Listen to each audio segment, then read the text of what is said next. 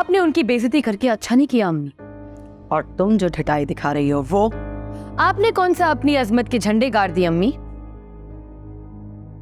मरजान, तुम किचन में जाके रईसा का हाथ पटाओ और तितली को संभालो। मैं जरा इससे बात कर। कौन है ये? इसको छोड़ो, तुम अपनी बताओ। मैं सारी दुनिया को कहती रही मेरी माँ बुरा काम करने वाली एक अच्छी औरत है, लेकिन आपने तो अपने अंदर से औरत को ही मार डाला। बकवास बंद कर, मुझे माँ ही रहने दे। अपने लिए कौसर आपा मत बना।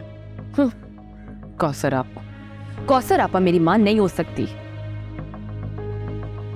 वो औरत ज़र्फ दिखाने आए थे और बता गए वो कितनी आला ज़र्फ है, और आपने ये साबित कर दिया आप कितनी कम ज़र्फ है। था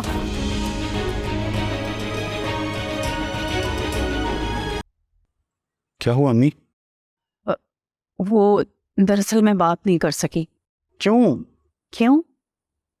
तुम पूछ रहे हो क्यों, जबकि तुम जानते हो कि मलाइका की माँ कभी नहीं मानेगी और तुम्हारे पापा भी। तो फिर ये शादी कैसे पॉसिबल है बेटा? कोर्ट मैरिज के अलावा और कोई चारा नहीं अम्मी। मैंने आपसे पहले कहा था। फिर बेटा? अगर मगर छोड़े अम्मी, आप ये बताएं, आप मेरे और मलाइका के निकाह में शरीक होंगी? इतनी बड़ी बात तुमने कितनी आसानी से कह दी, जबकि सब कुछ तुम्हारे सामने है। सबको कैसे फेस करूंगी? मेरे पास इसके अलावा और कोई रास्ता नहीं है। आप अच्छी तरह सोच लें आपने क्या करना है। कबीर बेटा बात सुनो। शुक्र है तुम्हें भी बिजनेस संभालने का ख्याल तो आया।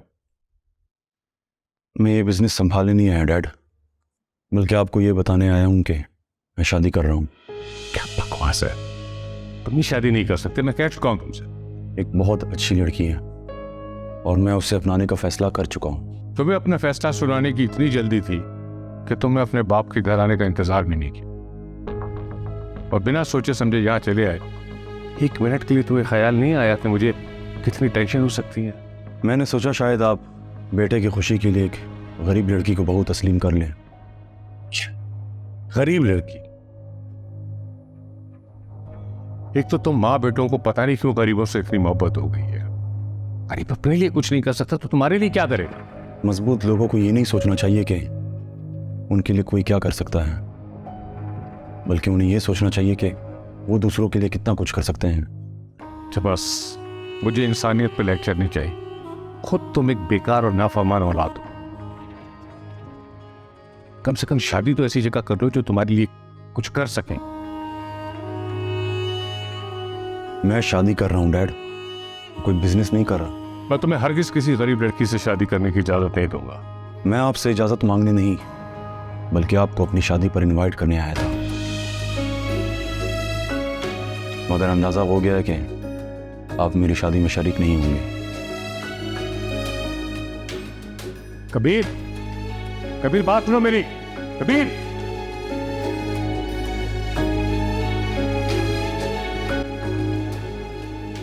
लगता है आज का दिन ही मनहूस है।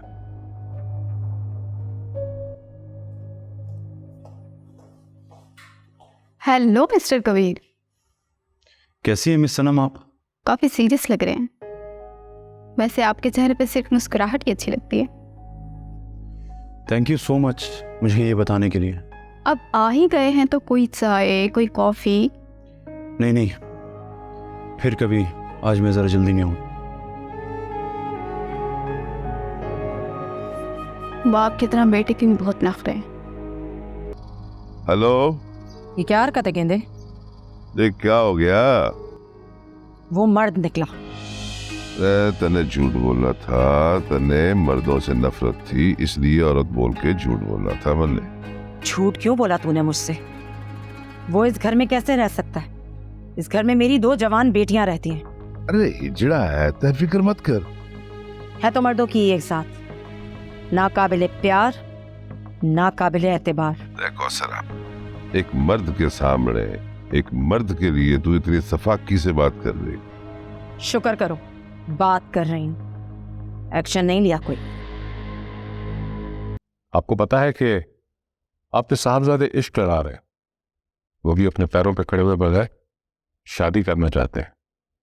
मुझे वो लड़की बहुत पसंद है और वो लड़की है भी बहुत अच्छी। ओहो, तो आप लोग आपस में बातचीत भी कर चुके हैं और मुझे उसकी खबर भी होगी।